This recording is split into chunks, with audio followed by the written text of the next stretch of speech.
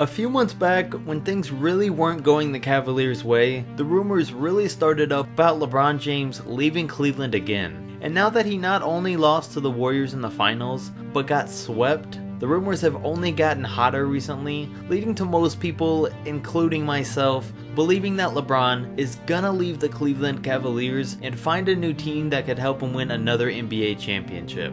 So let's take a look. Whether you're a LeBron James fan or not, him changing teams can easily change the entire landscape of the NBA. But will it really happen? Is LeBron James really gonna leave his hometown team again this offseason? Do you feel like you've played your last game for the Cavs? I have no idea at this point. I don't have an answer for you right now as far as that. Alright, before we go any further, that pretty much 100% confirms that he's gone. But let's still take a look at his past to see how this free agency is like the first time he left Cleveland. So in his first run in Cleveland, the man carried that Cavs team on his back for 7 years. And after management failed to team him up with any real talent, LeBron became an unrestricted free agent and headed to South Beach to team up with Dwayne Wade and Chris Bosh, which was really the start of super teams in today's NBA. But them teaming up wasn't something that just happened by chance, or something that these three guys decided on in 2010. It was something that they all got together and talked about in 2006 while they were playing for Team USA. That soon after, they all even structured their contracts so they'd all expire in 2010. And then that's when they all three teamed up together. LeBron would go on to make the finals 4 times, win 2 NBA championships, and finally, after losing to the Spurs in 2014, he would return home to the Cleveland Cavaliers to do what he promised and win them an NBA championship. And he did that in 2016. But then the next year, when Kyrie Irving demanded a trade, which eventually turned into Jordan Clarkson, Rodney Hood, and Larry Nance Jr., you fast forward back to today, and a lot of people see LeBron in a real similar situation to his first run in Cleveland. Personally, besides LeBron, I think that Cavs team had a lot more talent than people were giving them credit for. They just weren't being used the right way. But either way, the basic opinion around the league is that the Cavs once again didn't give LeBron the talent he needed to even compete with the Golden State Warriors. So now he wants out.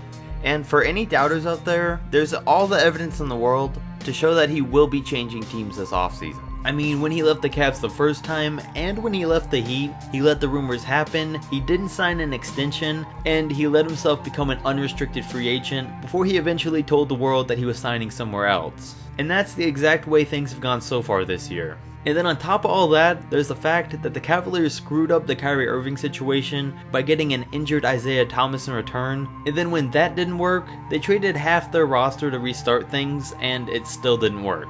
And now, they still don't have a team that LeBron can win with, and they showed that in the playoffs and the finals. And now for the 2018 season coming up, they have a bunch of guys with overpaid contracts that's going to make it even harder to find trades or rebuild with. I mean, they do have the 8th overall pick in the draft and Kevin Love, but besides that, there's not much to work with. So if LeBron stays, it doesn't look like his future there will be any brighter than it was this season.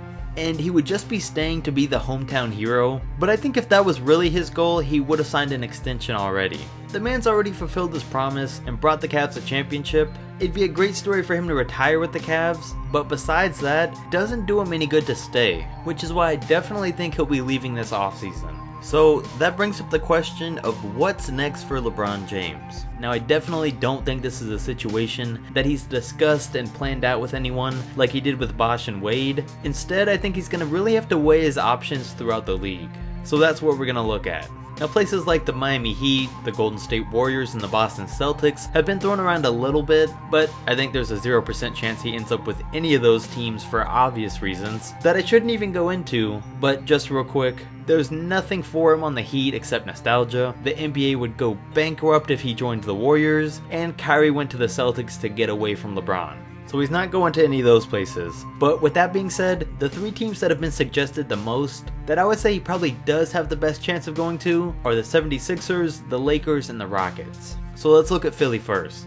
Out of these 3 teams, I think Philly's probably the least likely place LeBron would end up. I mean, they definitely have the space to sign him. They have the second most space in the entire league to spend this offseason, right behind the Lakers. And on paper, that looks good. But besides that, I don't know if it makes too much sense. Sure, they'd not only have a big 3 of LeBron 2.0, Joel Embiid, and LeBron James, and they do have the shooters to surround LeBron with. From his time on the Heat, when the roster was made up pretty much entirely of 3-point shooters, we know just how important that is for him. Which is good, but besides that, there's still a really young team, and you gotta ask the question of how would LeBron and young LeBron fit on a team together? They're both ball dominant players, and I would think that Simmons wouldn't be the best teammate off the ball for LeBron since he still can't shoot, and then Embiid's health is gonna be in question for the next couple of years. And not to mention, they're still gonna have to find a way to either add in Markelle Fultz to the lineup or trade him. So like I said, this one makes sense in terms of money and fitting in with 2 other all-star players, but besides that, there's still a lot of unanswered questions. And then there's the Lakers. Now I'm sure by now everyone knows that the Lakers have the money to sign 2 max players this offseason, to add to the roster of guys like Lonzo Ball, Brandon Ingram, and Kyle Kuzma. If they do sign 2 max players, they're gonna have to let Julius Randle walk this season, but if they do end up getting LeBron James, there's a pretty huge chance that either Paul George or DeMarcus Cousins does join LA, so it would definitely be worth it.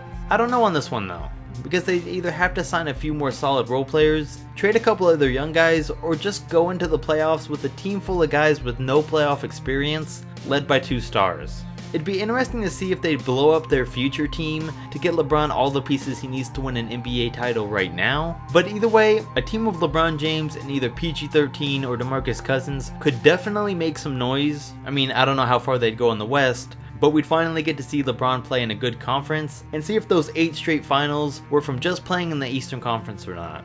And recently, a rumor just came out from Adrian Wojnarowski, the man that always has all the inside information on NBA trades, saying that soon Paul George and LeBron James are gonna at least have a discussion about teaming up on the Lakers. Now before all that, if LeBron tries to even go to a team in the West, the NBA is either gonna have to try and block that from happening, or just get rid of conferences altogether right then, because the Western Conference Finals are pretty much gonna be the NBA Finals, with the exception of the Boston Celtics. And then there's the other team from the West in the Houston Rockets. The Rockets are one that's come up a lot recently, and they're the one that would make the most sense for him. Plus, they actually somewhat have the money to sign him. Even with Chris Paul saying he's not gonna sign for anything lower than a max deal, they could still make it work. But they would have to get rid of Ryan Anderson's $20 million contract and let either Eric Gordon or Clint Capella walk. And I'm assuming out of those 2 guys they'd let Gordon go, because Capella was a huge part of what actually made that team work this season. But if they did all that, they wouldn't have much money left for bench players, but they would have a big 3 of Chris Paul, James Harden, and LeBron James. In the past, LeBron's talked about how he wanted to play with Chris Paul one day, so this would be his chance. And then as far as how these guys would fit together on a team, well, CP3's shown this year that he can make any situation work. And even though Harden and James have contrasting styles of play, I'd assume that they could work things out too. If this did go down, then there'd really be no denying the fact that the Western Conference Finals would come down to the Rockets and the Warriors, to see if LeBron and the Rockets could actually beat them this time. And if you ask Chris Bosh, he said that's exactly what's gonna happen. He said it's like an Avengers movie where the Warriors are gonna have 100 superheroes and the Rockets are gonna have 100 superheroes and they're gonna go at it. Now if anyone knows LeBron James and how he thinks, then Chris Bosh is probably up there on that list, so that's important to keep in mind. And then as for LeBron personally right now, this seems like his best chance at beating Golden State. But even with all that being said, I don't know if the fans or even the NBA wants to see this happen. I mean, it'd be a move pretty similar to Durant going to Golden State, and you gotta think it just makes things predictable and the rest of the season pretty pointless. Like I said, the Eastern Conference would be irrelevant and the NBA would just become a place where whoever can get the most stars on one team is who wins the championship.